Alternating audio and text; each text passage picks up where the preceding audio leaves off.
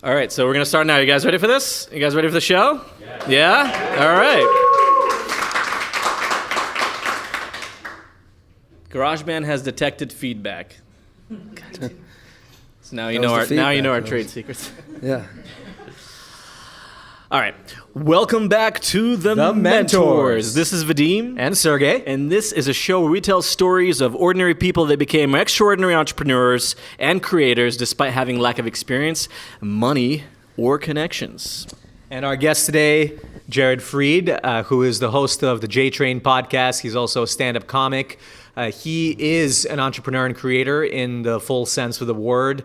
He has gone from essentially from doing finance to having his own show to doing stand-up as a career, as a profession. And Vadim, what are some other things that Jared has accomplished? Well, let me tell you what he's accomplished. I have him right in front of me, actually.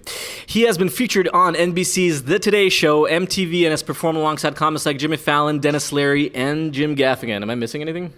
No. Of note? That's it. I'm a little, it's a little embarrassing. Why is that? I don't know. It's weird with comedy. It's like you're either Seinfeld or you're nobody. There's especially with parents. So it's weird. To this feels like this is very nice. It's very cool, but it's tough because this is like an advice podcast, right? That's what we're doing, kind of with podcasts and entrepreneurship. But I'd like to be somewhere else, so it's nice. I appreciate it. But I feel a little weird telling people about what I've done because this isn't where it's not like I'm looking back at the sunset of my career. It's I'm rambling. So no, it's cool. I think look at this as a slight reward for all the work you've been doing in the last decade because you as an entrepreneur, and actually every creator that we meet that has been on our show and through the work that we do at NYU and through different funds that we support, every entrepreneur, even if we had a guy who sold his company for $500 million, he's still not done. He feels like he's getting started. He's in his 50s. Yeah. So hopefully that is something that you're always going to feel. Sure. But it's something that you do every single day is get up and get to work, right? Depends on, sometimes it's 11. But I get up. We do the same thing when we can. See this as practice for when you're on Sure. 60 Minutes or I don't know. Hopefully for good reasons, not terrible things. Yeah. Although I don't know. I don't know you. I mean, who knows? We're about to get to know Jared. Yeah. That's true. All right. So let's start at the very beginning.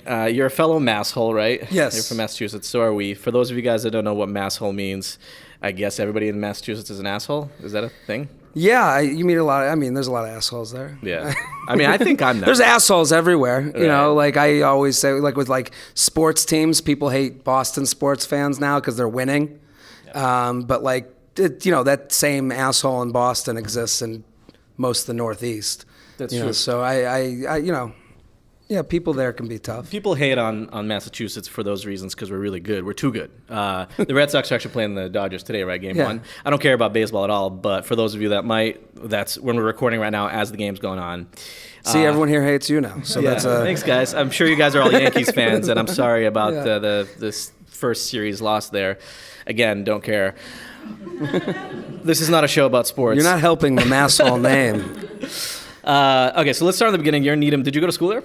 I went to Needham High, Okay. and then I went to Penn State, and then I came to New York to just work in New York. I didn't know what I wanted to do. I just knew I wanted to have a job, and I wanted to be able to live, and I wanted to be able to, have fun. It really wasn't more than that. And as I was selling life insurance and annuities, and really the best part of my day was writing funny emails to friends. And at that time with I had a group email. You have all your group email with all your friends. I would write something back. I'd be spending my whole day writing emails to friends about nothing. And then I'd have people go off the email to write you back, being like, oh, that was so funny. That was great. And I'd be like, oh, that's a drug. That felt like, oh, it's hitting a part of me that feels really good. So I was like, how do I do that? How do I keep hitting that drug every day? And, at first you feel just stupid. I'm going to do comedy and telling people you want to do comedy is kind of offensive to people, what I found. And what do you mean offensive? What do you mean? Like when you say I'm a comedian, people they take that, a lot of times they take that as, well, you must think that you're funnier than me. And I do, but but that doesn't mean I'm funnier than you with your friends. That doesn't mean you don't have a great personality. That doesn't mean, it's just, you find this, and I think that's what's starting any business. Everyone's going to think you're stupid until you're not. So it's, you get that more given back. Like if you start a business that's an app that's about finance, people will listen because it's got the right words in it. You know, those are smart words. And when I say I want to go talk about farts on a Monday night, like they look at me and they go, oh yeah, right. You know, so for me, I didn't know how it was going to be, but I was like, I want to be funny for money. And so I did everything. Like I just started doing like classes at UCB and at Chicago City Limits. And I went to comedy clubs and I reached out to some established stand-ups to get advice from them. And it was really just like this, like mentors, just like looking for mentors, because I really didn't have that before. And I was like, I was willing to just hear I didn't want any bullshit. I didn't want to hear like, you know, a lot of these times you go to these classes or whatever you sign up for, it's like that person in the front. It's like, why are they teaching me? Like I wanted to go to people that I would trust and then listen to what they said and just not have to do. I wanted to cut out like months of going. They have these things called bringers. That's like a known thing in New York. If you bring 5 people, you can go on stage for 5 minutes. That bringer is a waste of time. So I never did a bringer because a comic looked at me and goes, yeah, you can bring people all your life and they'll just be happy you brought people to buy tickets. They won't care if you've gotten funnier. They won't care if you've gotten better. So I was like, okay, I'm not going to do that. But you see people at bringers for 5 years and it's like, they're believing in something that just isn't the way because they're not listening to people. They want to listen to themselves. So I want to back up here because you actually did something early on that many people with entrepreneurial instincts do, but it's not natural for everyone, which is you reached out to people that have done it before to learn from them directly instead of just trying yourself and failing first. Is that ability to reach out, not being nervous to get rejection, that kind of ability, where did that come from? Did you do sales in the past? I was selling life insurance. So I was making like 100 dials a day or 300 dials a day to get 5 appointments, and those would never end up in anything. Like it was a lot of failure at selling life insurance, and I just noticed that I was kind of afloat there. Like there wasn't like one guy that was like, you're getting my book, you're going to go call my old customer. It wasn't like that. They were like, here's a list of people to call. And I was like, that's fine. And I could learn doing that. But I did value the idea of someone going, stop doing that. Do this. This is what it is. And it's like, you kind of have to put your ego aside and say like, okay, I know nothing. So I went in it knowing nothing and also not telling people what I was going to do. I didn't know, stand-up just felt the right path for me. But I went to UCB and took sketch classes and went 3 levels of that and like paid the money to do that just to learn, to see if I was good at it or could get better at it. And then I took improv class. That was like really outside of my box, but it all helped each other for everything. Like it helped for making a podcast, you know? So it all made sense looking back, but like I was just really open to like, I'll do every form of comedy just because I told my parents, you know, you have this like coming out moment with your parents and it's like, you know, I was like, if it ends up I'm writing greeting cards, fine. But that's the way it ended up. I'm okay with that. But like, it really started from a really just pure place of like, I just want to get better at it.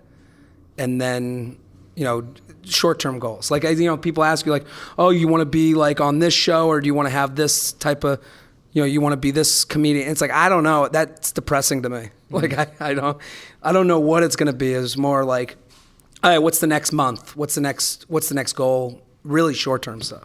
I like a lot of what you said. You know, there's going to be, even if you're starting a finance app or anything that sounds more legitimate, there's always going to be naysayers. There's always going to be people that say, you're working at a startup, what the hell are you doing? No one's going to care. There's big banks in New York City that can outpace you quickly and build that app.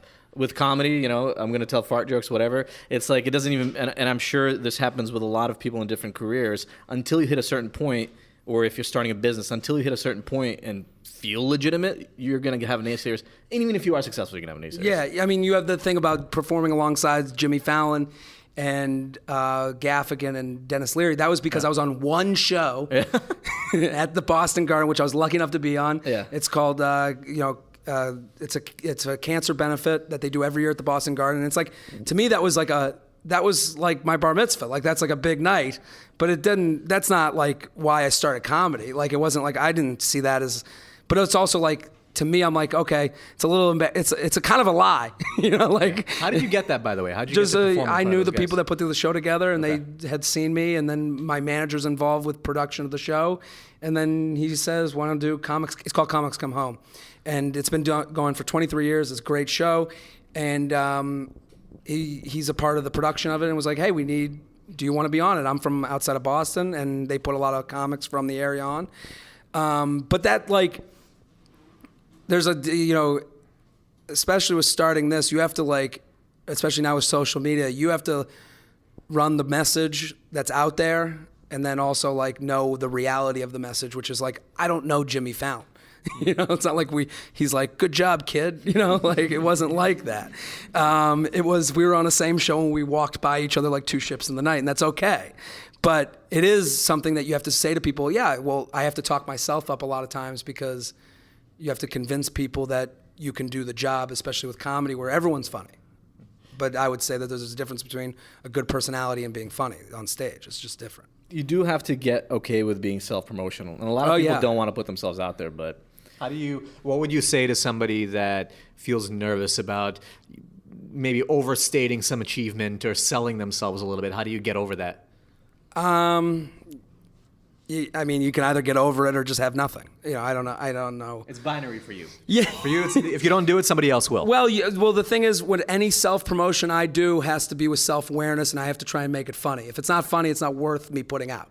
So if I put an Instagram story out, like, how is this Instagram story going to be something that someone doesn't just go, oh, fuck this guy, and flip by? So I do think, like, self-promotion, you can think for a minute of, how do I make this a little different to make people want to look at it? Like, I put out, my whole Instagram is self-promotion.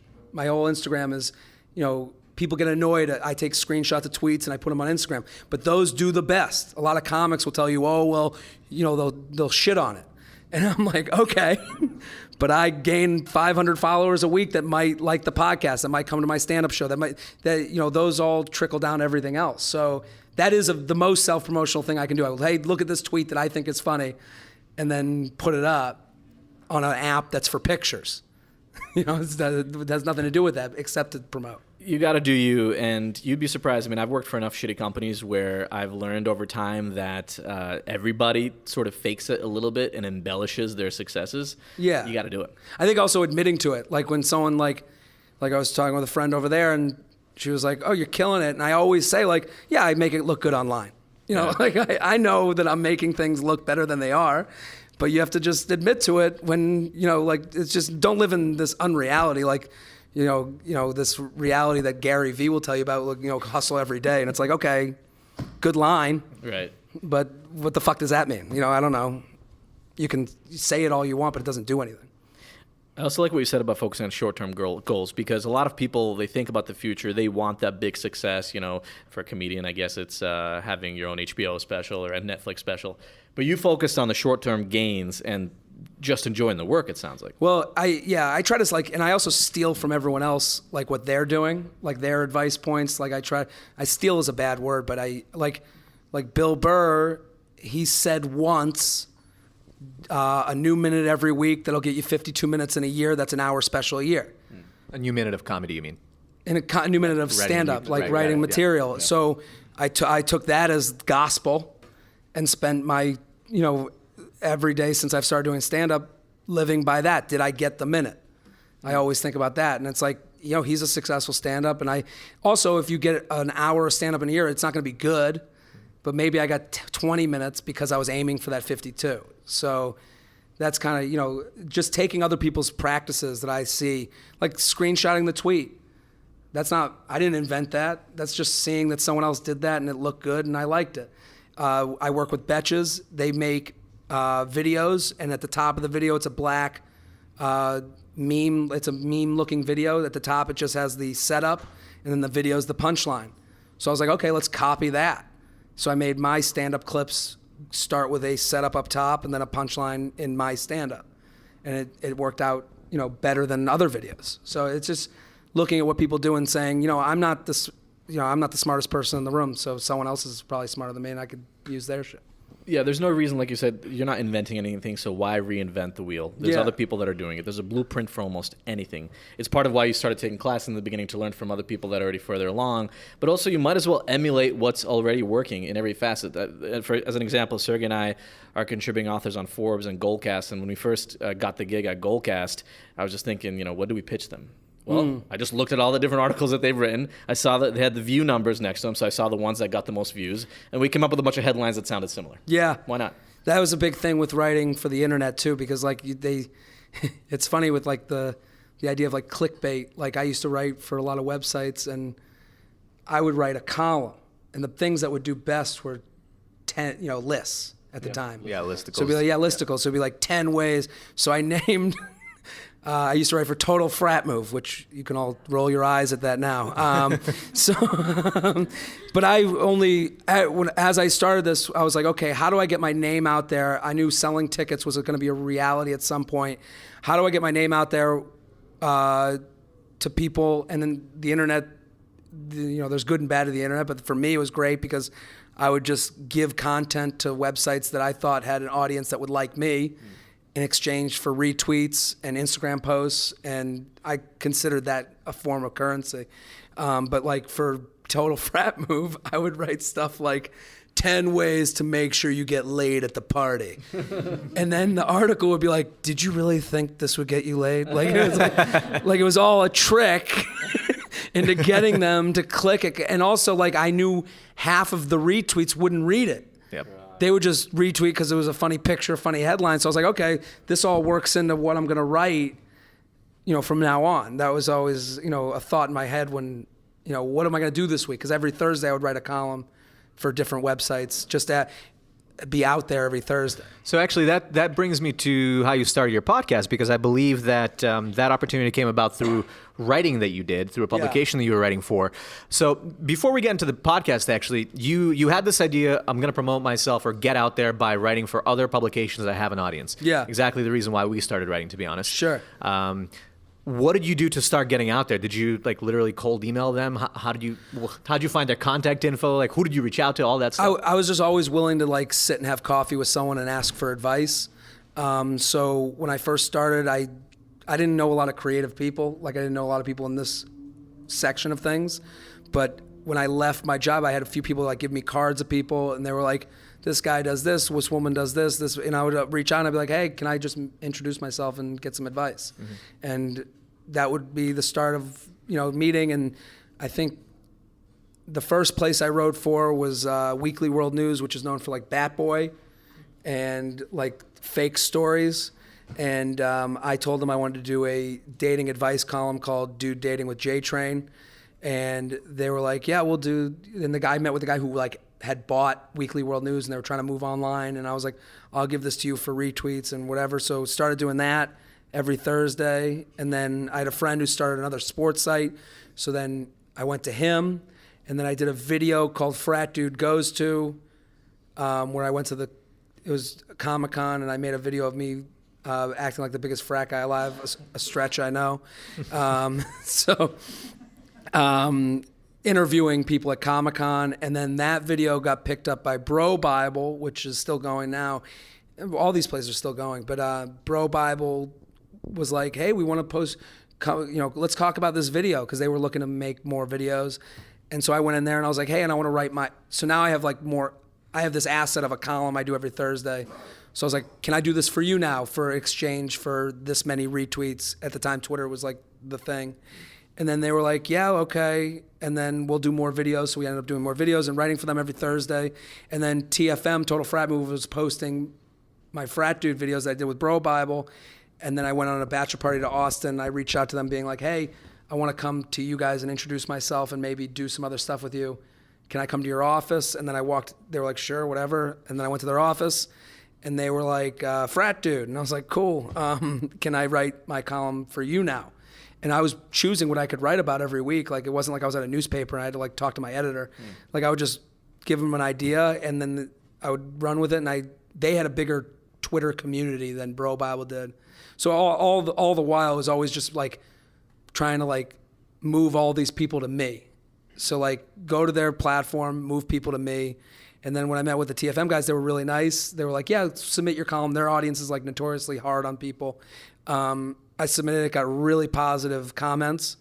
And then I was like, and I also want to do a podcast. And they were like, and I love podcasts. I love radio. I like talk radio. So I was like, they were kind of like, well, what's this podcast thing? Like they didn't really know. And I was like, perfect. I'll go back to New York. I'll find a producer. I'll host it. You guys promote it. And that was kind of, and then we'll call it the TFM podcast. You don't have this in your catalog.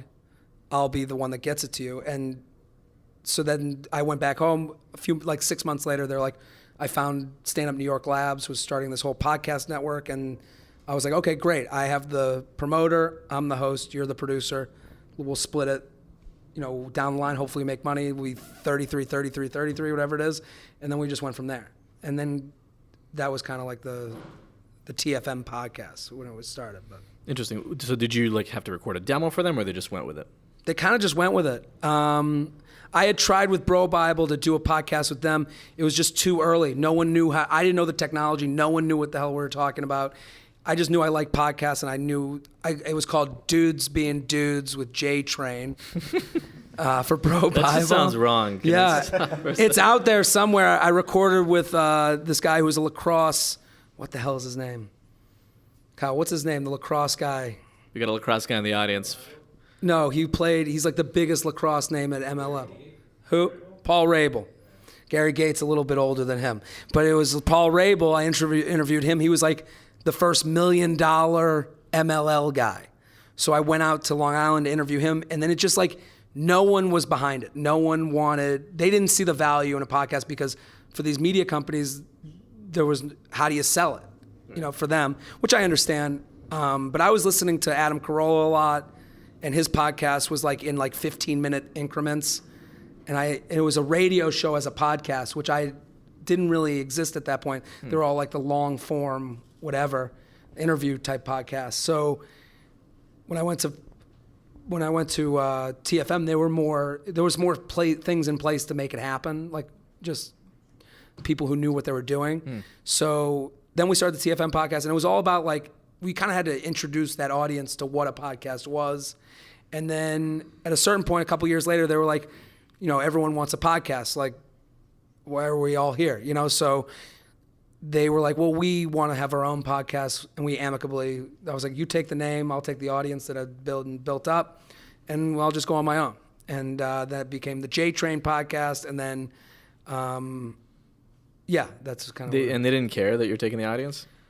No, I think it never came up. And it also, like, it was very much my show. Right. It started as, we'll do news from Total Frat Move and talk about it. I didn't really care to talk about the news on their site.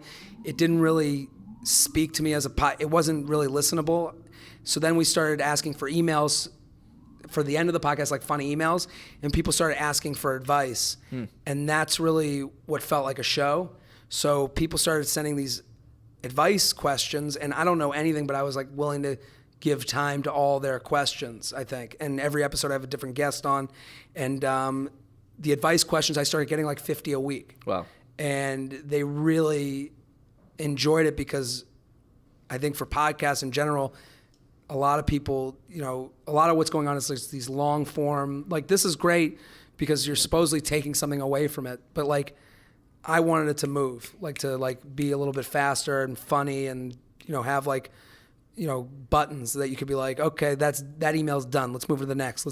So that kind of hit home with people that it was a little bit of a faster paced podcast. And so then that was it. When you started the podcast with TFM, how did you make sure that it was going to get attention, that it was going to be promoted? Like, what did you do to actually on the ground, like get them to push it out? Well, I have a good relationship with them to this day. We still email, but at a company like that, you have to push for your thing to get at the top of the page or get retweets. So like, I think it was about being upfront with them. Like, hey, if we're going to put out a podcast, I needed to get like 2 tweets. And then when Instagram got big, that's kind of, I think, when we like they were like, we're going to do our own thing, because I was like pushing. I was like, you got to put it on the front of Instagram. Like, you have an audience there. Like, this is perfect for it. You can, you have a link to put up. So with anybody, it's tough because, you want your thing, especially if you're going to team up with companies, you want your thing to you think your thing is the best. Whatever I do is great. Whatever everyone else does sucks. So it's like, that's your attitude going in. And it's like, everyone else there has that attitude too. So they want their things. So you just have to be, we used to say it when we would call, pleasantly persistent. That was when I would cold call. Listen, like if someone was like, call me in 6 months. Hey, it's me. And they go, oh, you remembered? Holy shit. Yeah, what's going on? How are you? And it's like, nothing's personal. It's just about, my dad always says that. He's like, nothing's personal, it's just money. Like, everyone's doing what they think will make them the most money. It's not because they don't like you. Right. So. Yeah. I think it's really important what you said, though, to take a step back, not being afraid to ask and being pleasantly persistent. I mean, a lot of people are afraid to ask. Yeah. That's why I always say get a job in sales, do that for a couple of years, you'll get a thick skin. And, you did call 6 months later because you have to freaking schedule meetings all week. And so, of course, you're going to call a guy that is higher likelihood of getting a meeting on the calendar, so you don't have to waste your time making it another 100 dials. Really good experience, by the way, to put yourself through. 100 phone calls a day will kill your soul, as it did ours. But what I love about your story is that, people probably think, oh, a comedian, what are you going to be doing? Okay, I guess you're going to be going on stage and then drinking every night. But what you're doing is actually a ton of work. You're writing for these various publications. You're working with TFM to actually set the direction, giving them direction on what they should be doing to promote your show. You're running an actual business, and that's incredibly important to remember. Yeah, the tough part is you're not making any money, Right, so right. like you're just like you're pushing stuff out, and then like stand-up comics don't get a lot of credit for how much work they do, but everyone works this hard. Like Right. everyone's working, everyone's out every night until 2 a.m, and they're just trying to get on stage, and during the day they're pushing out their social media, they're trying to do their podcast. Like, so many comics have podcasts. It's kind of like a punchline now. Like, because it makes the most sense for comics. I think now is a good time if you're not a comic, if you're like looking to do something in another space for a podcast. Like, look at how much people are eating up murder podcasts. Like, and that just started. Like, people are eating up these like self-help Gary V. Like that's someone I mentioned we talked shit about before. But he's got fellow from Belarus, so He's- we yeah. can talk shit about Sure. So he's got a podcast. So, but now they're going into all these other aspects of life. And like, mine's a comedy podcast, but I kind of wish we had just done the self-help route. If it was the funniest self-help podcast, that's a lot less people to compete with on that iTunes charts. So, these are things that, I think about going back where I'm like I started a podcast with Betches, which is the Instagram account, and they're huge, and they've been great to work with. They invited me in, they're like, we want to do a dating podcast, and then we want to do a male and female co-host, and we want you to be the male co-host. And I was like, great, let's do it. And then that's taken off in a different way than JTrain. I've done it for 5 years, I think. It's been a long time. And it was doing fine. It had, like, anyone who starts a podcast would want just ads every episode. That's all I care. We got ads. That's Right. good. The U Up is kind of going in a different, it's blowing up in a way that, like, you can feel it. It's, and that's just started a year ago. And now even looking back, I'm like, shit, that would have been perfect in the self-help. We're in the comedy side of things. I don't know if you can even change that, but I do think, how would you do it differently going But it's back? blowing up, right? So It's doing well, but that's also, again, that's teaming up with a brand. The thing is with TFM, the podcast I don't think it blew up, not because it wasn't a good show. It didn't match the audience. Like, men don't really want dating advice. Just in general, they think they know the answer.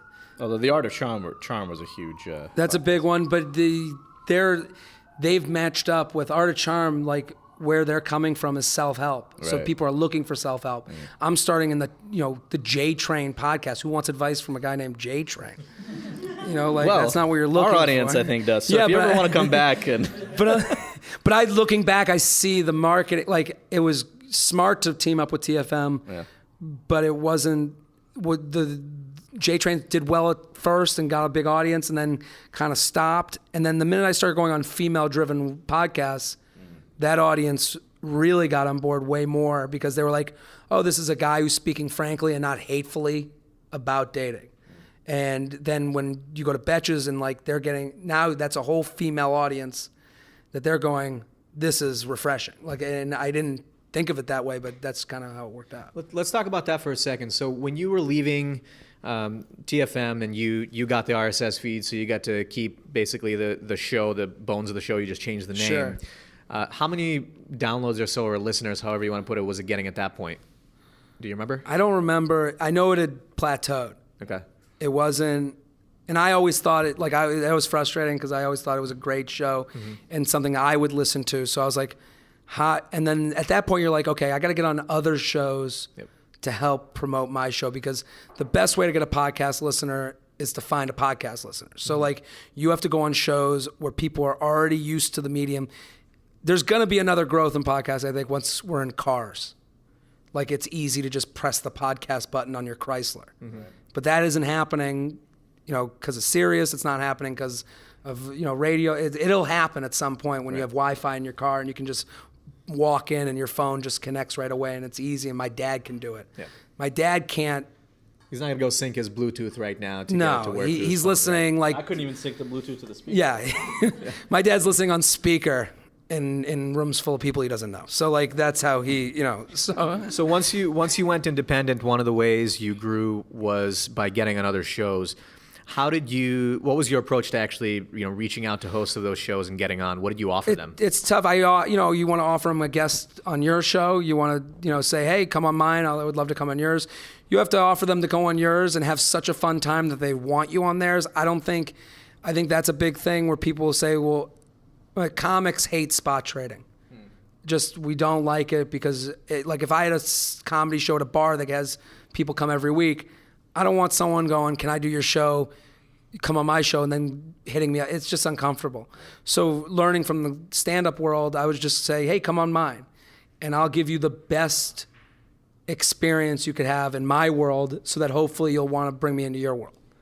So I think that's important, because a lot of times I get asked to be a guest on someone's podcast and then they ask me to do my podcast on theirs. And that to me is a little, how do I guess I could find their audience, but that's not even fun. I do that already. So they want you to do your show on their show? Yeah. We got, already works, so hey, we got all these dating questions. Let's do that. And I'm like, I've done this. Right. You can go to my show to do this.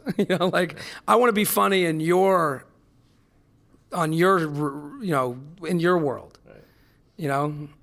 So was your approach, like, I just want to know sort of your process, right? Do you sit there and make a list of the top 10 New York-based comedy podcasts and just blast out emails? Do you do a couple times a week, once a month? What did you do? No, it's more personal than that.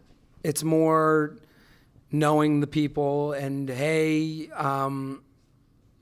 it's more relationship based, especially for podcasts. It's tough to get thrown onto someone's you want a referral, that'd be great. But it's really tough to get on other people's shows because, they have their world and they're doing their thing and they want to bring people on that they're comfortable with, because it is a long conversation. You and I, we sat a couple weeks ago to, had a conversation. Then you said, come do this. Yep. That's usually more the way it goes than, hey, I have this, like anytime someone's like, I have publicists now that email me and they'll be like, hey, this guy's the dad comic and he wants to come on and talk about being a dad. And I'm like, I don't want to fucking do that. This guy sounds awful. And it's like, but then I get someone that goes, hey, you got to meet this guy. Like I just had Chad Daniels, who's a really funny comic, but he comes with I'd never met him, but someone said to me, you got to go listen to his stuff. And I went and listened to his album. I was like, wow, this guy is so fucking funny. I got to have him on. And then he was in New York for a couple weeks and we emailed and I got him on, or another guest comes on mine and it's like, who's perfect for this show? Like, that's another thing that people with podcasts, because podcasts are so niched off. Like, they're so specific. So you have to be right for that specific audience. Like, I have people that are like, hey, would love to come on TFM anytime. It's been JTrain for 3 years. Yeah, you should know. So what am I supposed to think here? Like, oh, you just want to come because and though I've been that guy. I've been that person who's like, oh, I'd love to come do your show anytime. And then you do it and you're like, That didn't get me anywhere. Right. All I did was just be shitty on this show. Good practice, I guess. Good practice, but also like, they're not going to have you back. Right. Like, I have more people that come to me because they're like, I heard you on this. They give me the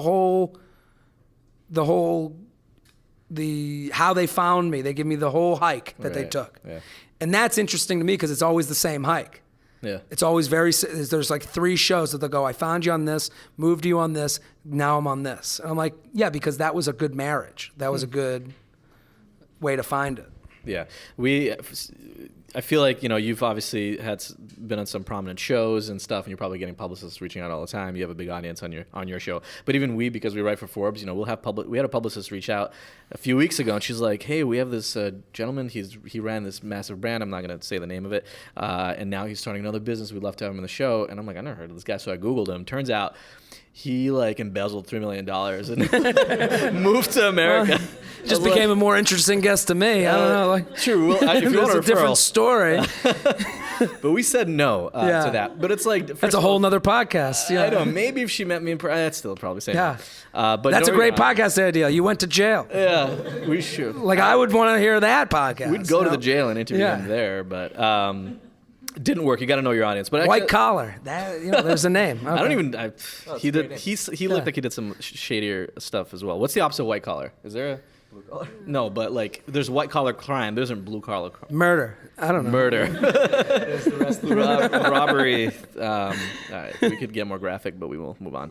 Yeah, so obviously know your audience, provide value when you're reaching out, and build a relationship with the person as well. Yeah, it's just the podcast world. You see people, the ones that have become super successful. Yeah. It's because you knew what you were getting before you walked in the door, and then it hit on that value. So like JTrain podcast, people, or especially You Up. It's like You Up podcast.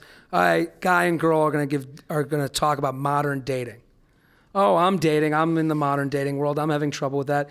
And you listen, you go, this solved a need for me. Yeah. This was funny, and it had some thoughts that didn't make me feel alone. And that's a big thing because you're writing people. It's the most intimate form of entertainment. Like, you're with people at their most lonely moments. You're literally in their ear. So what you find is that, like, the people that come to my shows, I have people that, like, hey, I've been listening since high school, and now I'm a graduate, and I'm like, that's fucking crazy. Like, I didn't think of it that way, but it's kind of the way it worked out. So you alluded to this yourself a little bit ago, but you quit your job. You decided to become a comedian. You continued your creative pursuits, started this podcast. How did you finance this in the beginning, and how do you continue to do so now with the podcast and everything? I had savings. I'm making money now. I was, I was like, this is going to be my life. Are you trying to tour a lot? Well, are you I tour to make money. What's the way to make money? Like right now, when you're a little bit later stage in your comedic career, since you were, compared to the beginning. Right now, the podcasts. We'll do live podcasts, which that's a whole different thing.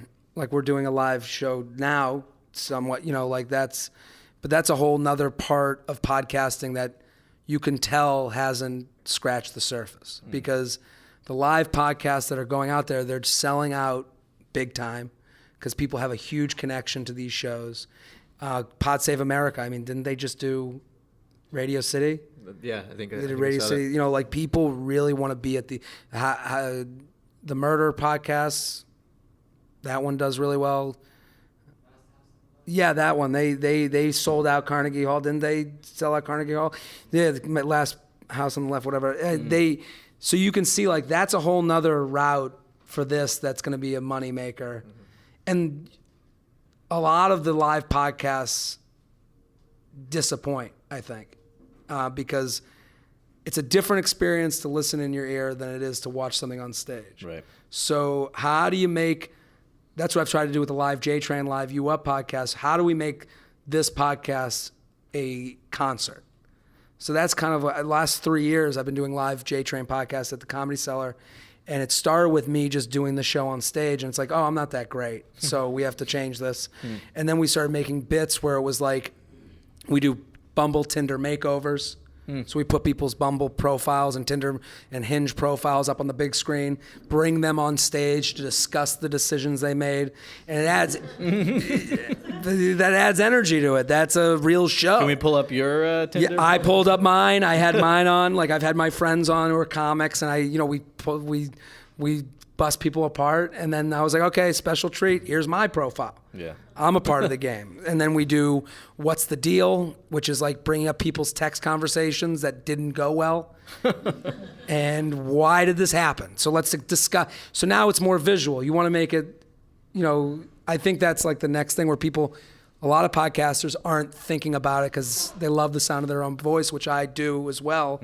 But I just realized it didn't feel right when we first did them. So, you do live podcasts. I do stand up every night. The podcast has given me an audience they've never seen me do stand up. So they come excited to be there without knowing me for that. And then I can hopefully make them a better fan through that. And then I'm working on a Snapchat show. It's a game show called How Low You Go. So I've been traveling around the country every Saturday. That's why my voice sucks right now. Different college football games every week, doing this game show that you can find on Snapchat. What's it called? How Low Will You Go? Okay. It's a reverse auction where we auction off horrible things. So we'd be like, I'll shave your eyebrow off for $1,000, and Jesus. And you'd be like, yeah, I'll do it for $1,000. I'll look at you. I'll go, how about 900? You'd be like, I'll do it for 900. And down and down and down, and then someone taps out, and we shave off an eyebrow. $25. Yeah, $25. Someone gets $1 to shave off their eyebrow. So, well, they get on Snapchat. yeah, and then they're on Snapchat, and their moms can be embarrassed for them. So that's it. All I always say, comedy's a million jobs that makes up one job. Yeah. So I do whatever I can, but it's really, I want people to come to stand-up shows. Well, what I love about what you do is you're obviously sincere. You're providing unique content. You're obviously being funny. That comes with it, but Sure. You're adjusting it to whatever the medium is. So you did the gig at the Comedy Cellar. You realized we got to switch this up, have some bits, have some visuals. Sure. That's part of the creative process. Yeah, I think that's a big thing with podcasts. Like you're looking to start your own podcast. Would I listen to this? Okay. Would I be happy with this show that I went to? You have to be brutally honest with yourself. And I listen to podcasts. I love podcasts. Yeah. I listen, and the ones I like best are consistent. That's a big thing too. If you're going to start a podcast, you have to realize that you're a part of people's day from minute one. So like you're their Monday show. If you're not up on a Monday, people get fucking mad. Yeah. And I don't blame them. I planned on having this on my ride to work on Monday, and you let me down. And what's going to happen next week? So I've always been one for consistency, and then also the makeup of the show. Does it move in the same way every time? Like, are you sitting there going, well, what's next? Like so many podcasts I've been a guest on where it's like, yeah, so what else? Oh, really? And you're like, what the fuck? Who's listening to but it's like, where are we going? Yeah. What's the, how do you finish your show? How do you start your show? What are your bits? What audience are you going to? Are you doing a car podcast and you're doing different things about cars? Like, that's all available. You can create your own show now. Like, that's the beauty of this space, is that you can switch it every week. You can be like, I'm just starting a new segment. Right. At least you try, but at least it's a segment. Like put it in the middle of the show. Maybe it doesn't work. We tried this thing. We were like, we're going to give away. I have these hats I sell because I called, if you want to buy hats, I say to listeners, this is going to sound awful. I was like, it feels good when you DM or tweet or message me about the show. It feels like you're feathering my nuts. Okay? I listened to that. Yeah, so I do a whole 10-minute thing about where I'm getting feathered and how it feels. And I do 10 minutes on, I'm by a stream. We play stream sounds. And I'm like, I'm on all fours and I'm naked and you're next to me. You're feathering. And then I started calling them Feather Nation, the fans of the show. And then we made these hats that are just a feather. Because I was like, oh, this will be a cool looking hat. And it won't say Jared on it. It will just be a feather. And you can kind of you can have pride in the show in secret. But then I remembered that someone would go, what's the feather about? I'd be like, oh, I feather a guy's nuts. It was really a bad idea. But but then we did this competition. We're like, you write your best version of how you're feathering my nuts. So we were like, it's a creative writing competition. So in the comment, so on iTunes, the more reviews you have, the better you go up the charts. So we're like, okay, your review we want a 5-star rating with how you're feathering my nuts. So And iTunes doesn't care about people writing about feathering. no, because I won't report them, We asked for this. And then, so we had this whole bit where it's going to be, we're going to read the best one on the air. So I'm like, we got like 10 minutes taken off. And like the producer of the show, I'm like, it's in his hands. He's going to read the thing. We're going to have fun with it. It's going to be 10 minutes off the top of the show. And I go, Shelby, read the winner of the competition. And the guy's thing was just like, hey, I love the show. That's all he had. And I was like, that's the fucking winner? Like, I thought this was going to be this whole funny thing of like feathering and, meadow and and it's listening to it, it's hilarious because you're like, you can hear how let down I am by how shitty this response was. Now I got to send the guy a free hat because he won. And then but that was a segment that like, it failed. It absolutely failed. And you didn't even get feathered out of it. And no, I didn't get my feathering. But it didn't work. But you tried. And then we went I was like, okay, let's try again. And I explained, I go, it's on me. It's my fault. I didn't explain it right, whatever. And then we did it again and it worked. But it's, you're going to, you have a space. I think they should be an hour, but you have however amount of time you have to do a podcast. You have a space to like play within those lines, but remember, someone's listening, and they're turning off. As the show starts up here, you can see it on the graph. It goes down till the end. Yeah. So how do you keep that graph up here instead of at the end when they don't listen to your tour dates? If you're just tuning into the Mentors, we're talking about nut feathering. So what else? We'll move on to audience questions soon. I guess I just wanted to hear from you. I mean, you're getting pretty legit in my eyes. At least you're doing this full time, obviously. At what point did it feel like this is the real deal? This is my real career. I don't have to prove myself to mom and dad. Or maybe you still do. It never feels real. I feel, I want more, like I want the podcast to be bigger. I want to do more stand-up. I want to do more. It weighs on you because, you see new people start whatever you're doing every day, and you have to stay up on them, and you have to stay up on the people ahead of you. And that sounds bad to some people, but you have to kind of live in a little bit of fear. And I feel that, like I went back to Chicago and I did Zany's, great club in Chicago. And I knew people were coming back that had seen me there before. So I'm like going through the tape of when I was there before, just crossing off bits that I can't do again. Because I'm like, there's going to be 20 people out of the 150 or whatever that have heard this shit before that are going to go, I guess he doesn't write. And, I live like, that does weigh a little bit. But I can already tell, even through your thought process there, you're taking it very seriously like a professional. You've been doing the podcasting thing for 5 years, comedy for what, 8 years or so? 8 years, yeah. Especially in the beginning, and that's a long time to do something, even for a young guy, or especially for a young guy, I should say. But in the beginning, it must be hard, and there must be days where, like you say, you get discouraged, you see other people are starting stuff. What keeps you pushing through, though? Like, what do you tell to somebody who's starting off, maybe been doing it for a year, and like, hey, I'm not getting anywhere with this. How do you push through? You have to have small goals. You have to have the goals that other people would be like, that's your goal? Mm-hmm. I would be like, okay, I want to do this bar show. I want to do this. I want to have like when I started, someone was like, you should run your own show and have it be so good and then use that to test your 8 minutes from the 3 months before. So I was like, okay, if in 3 months I have 8 minutes, that's good. And that doesn't even live by my rule of, whatever the amount of it should be 12 minutes.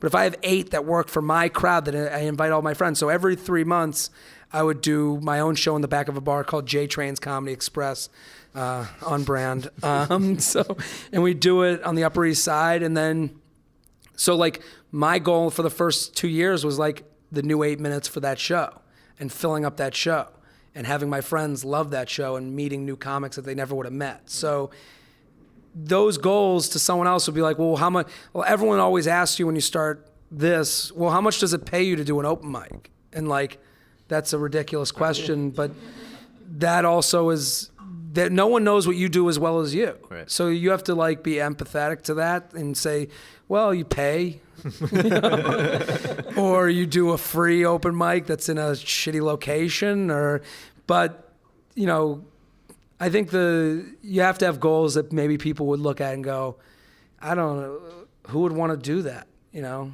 I just think little things lead to big things, and you also have to be delusional. Right. You have to have Which some clearly you delusion to think that it's gonna work out. And I look back now, I'm like, I don't think I could redo the things I did. And so I think that's also a good thing. Like I wouldn't redo the things I did. Like I wouldn't go drive somewhere to go on stage for free at this point. But I did it. But you must have, within those first 2 years, been seeing some positive reinforcement to keep going. It's not like people are booing you every time you got on stage, right? No, a little bit.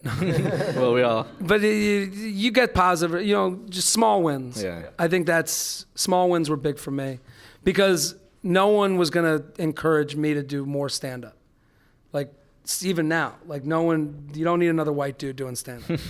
It's just the reality. Right. And so what audience do you speak to? Like, you know, the people that I speak to, they seem to enjoy it. So I'm going to keep going, you know, to keep getting more of them. But, you know, no one needs you to do this.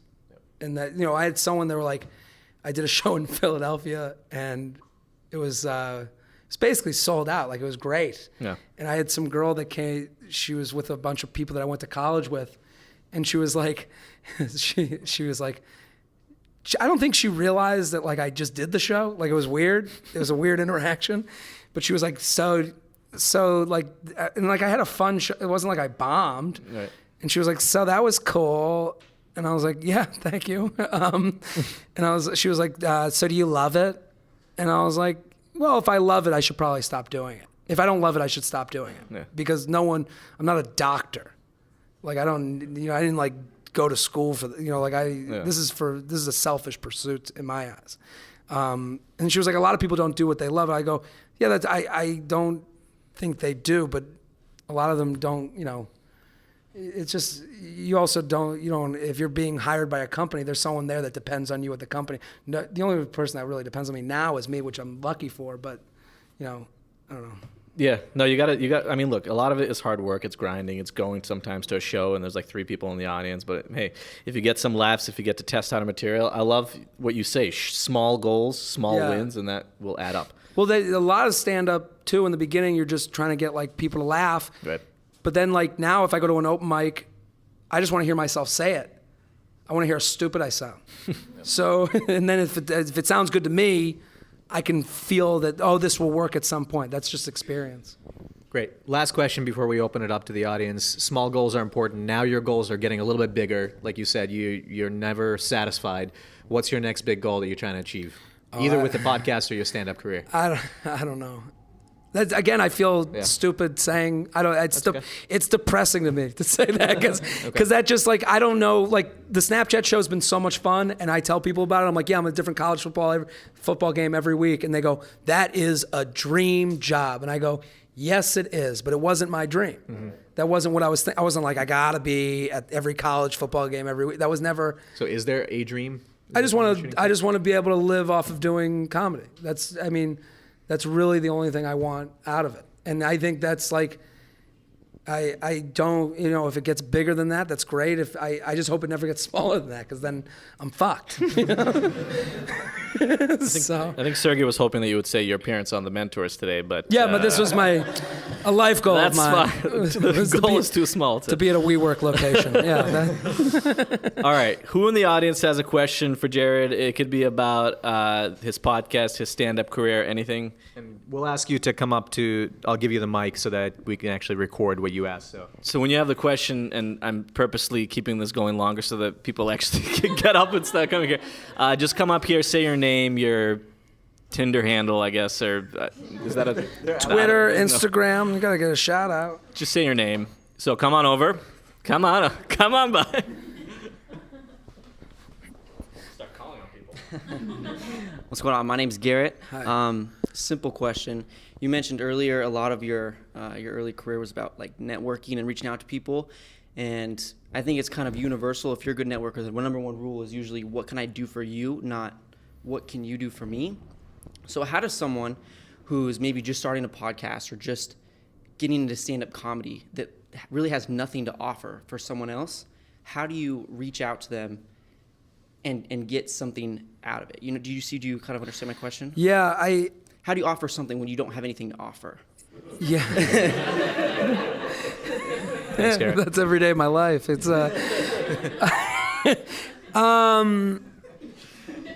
I think for a podcast, having a well thought out, well produced show, that's a very big offering to people, because every time someone comes on my show, what makes me feel the best, I can't pay them.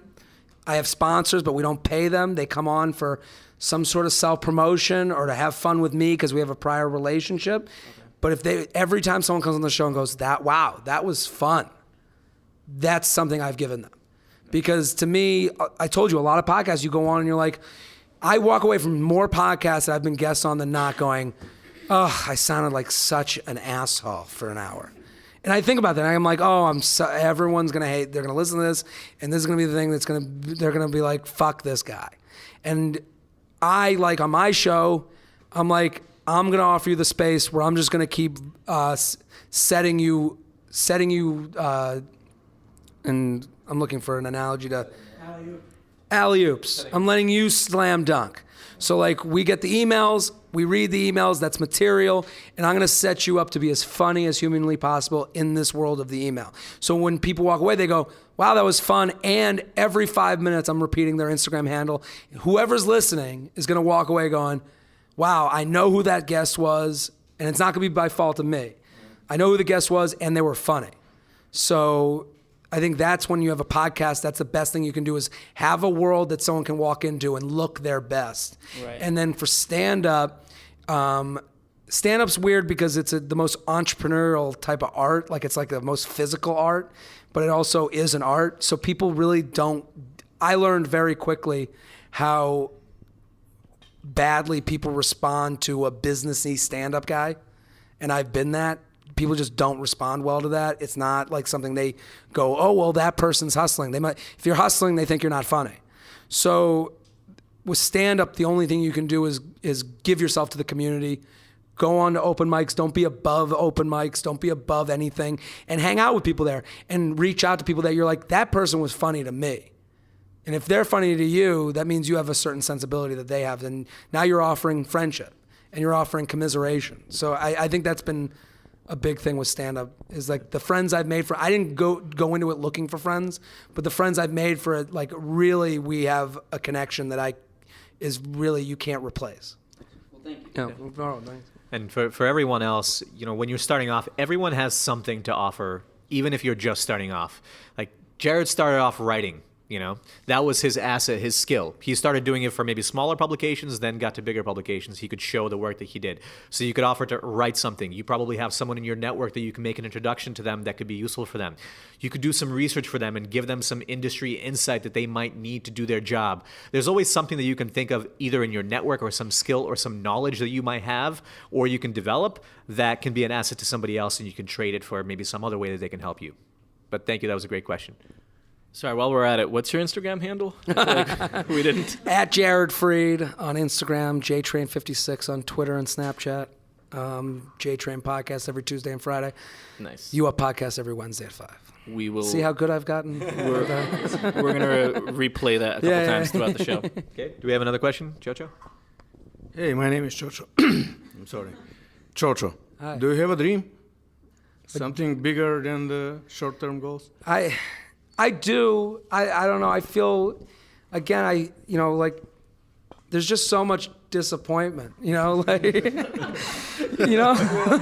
there's just, I don't know, there's like the U Up podcast, I think, is a great TV show. Like, I could see that as being a TV show.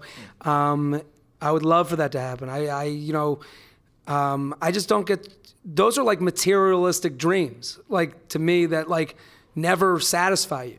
There'll be another thing I'll want to happen, but I really genuinely, my dream is to just live a good life off of doing comedy. And it's like, I really don't want to ask for more than that from the I get it. I'm not a Zen person like that, but when it comes to this stuff, like, my friends were getting girlfriends and I was doing open mics. So I've given a lot of my life to this. So I do value the time that goes into it.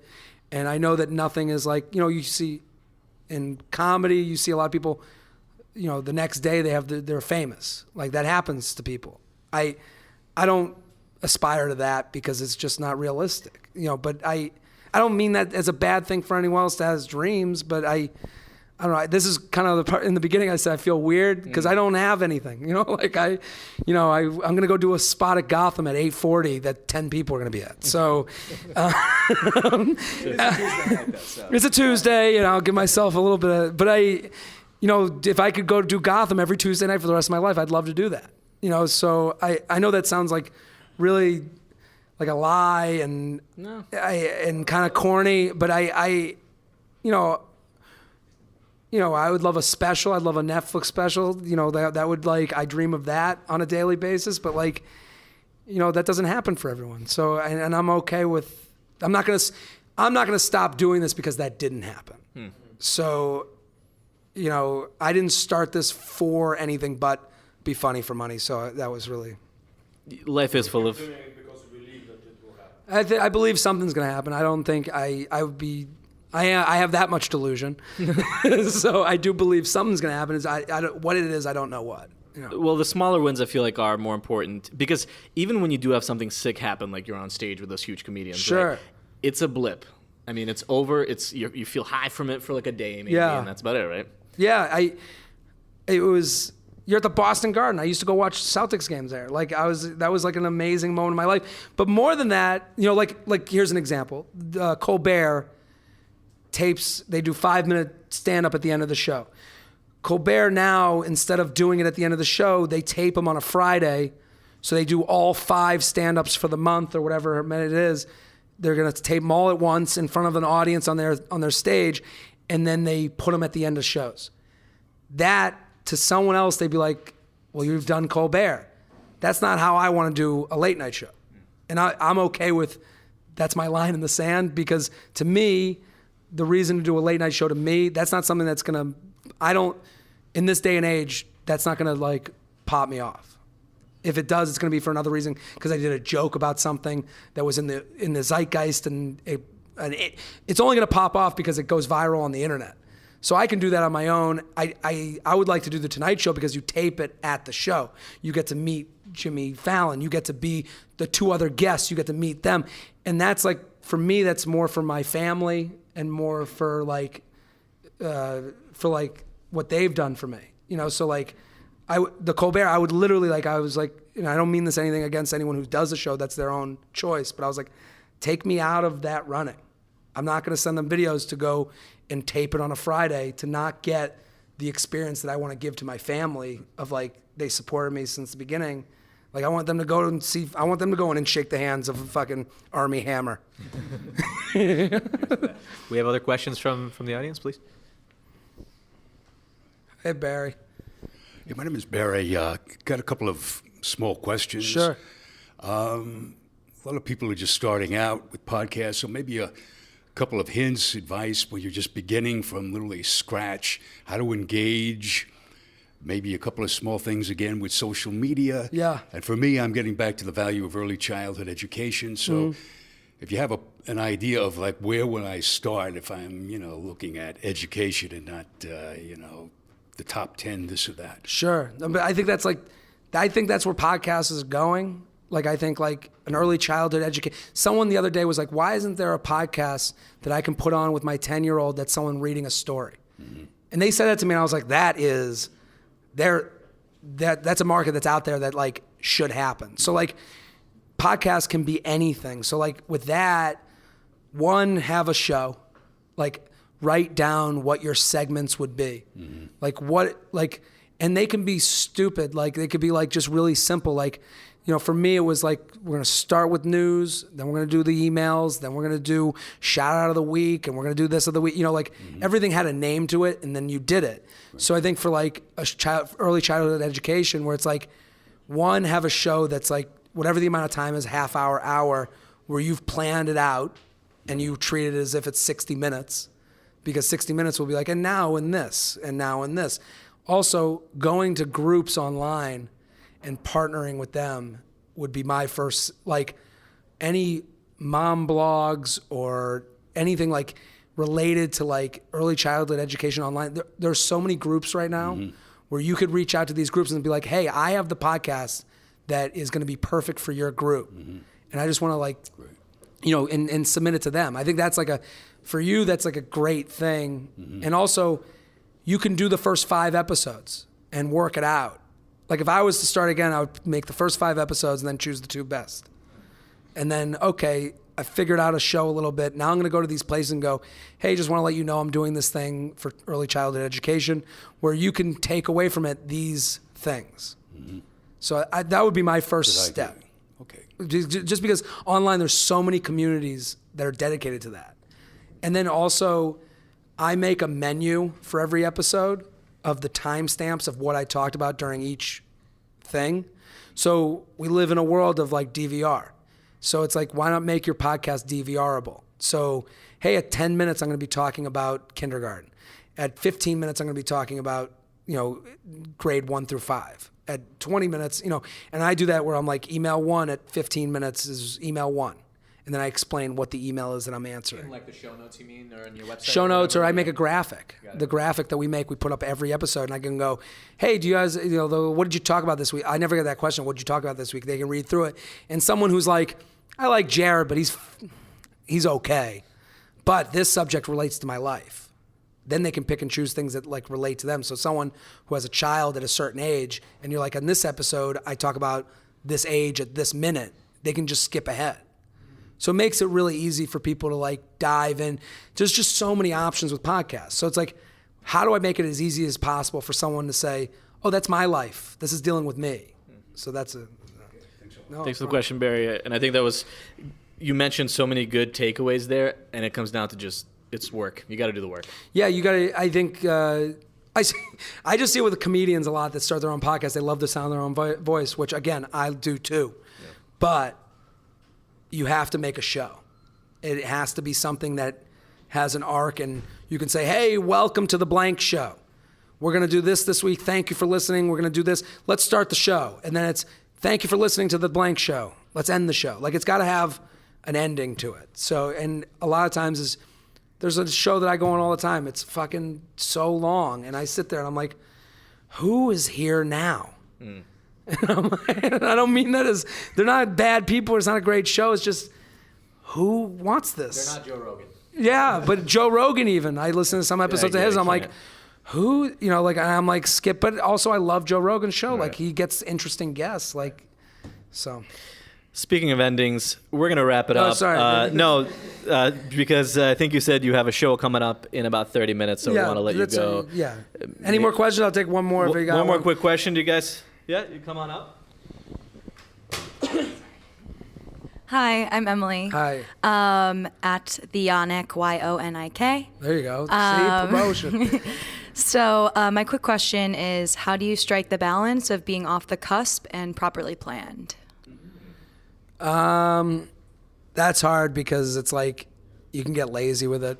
You have a show that people like and you have the format and you're like, okay, I'll just wing it. I know the format. So I want to be able to be, I think making sure the topics that you're bringing up interest you.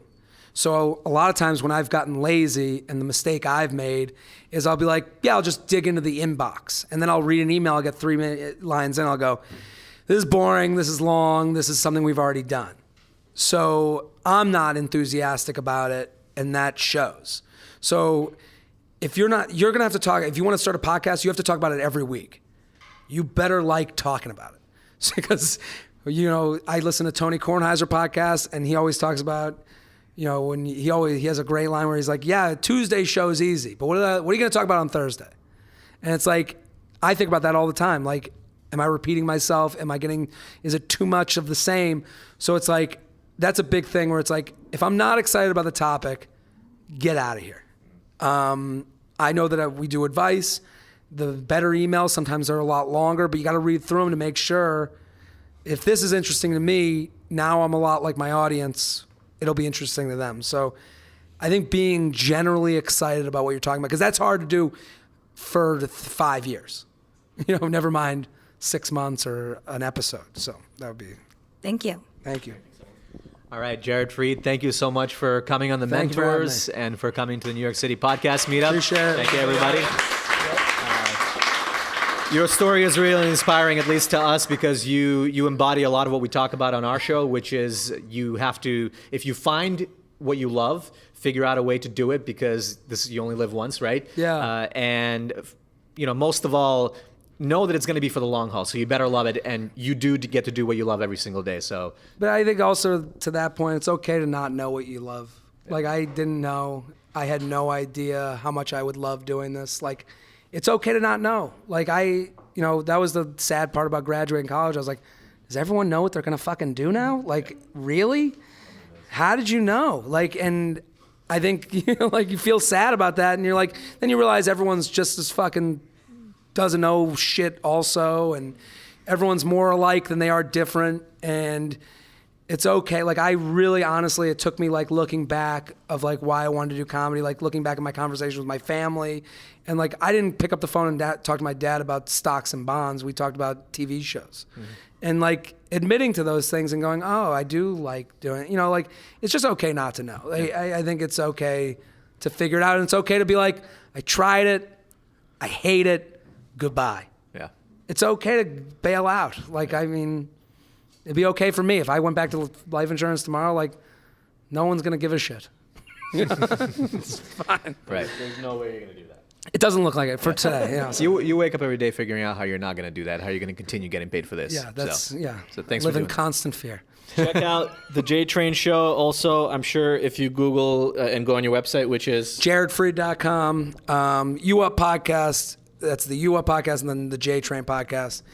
And they're out there. They're fun shows. If you enjoy, you know, luxury issues, they're great. well, there you go. Luxury issues, Tinder, and hilarious.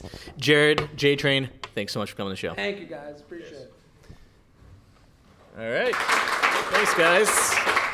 Still recording. All right. I just want to get the claps.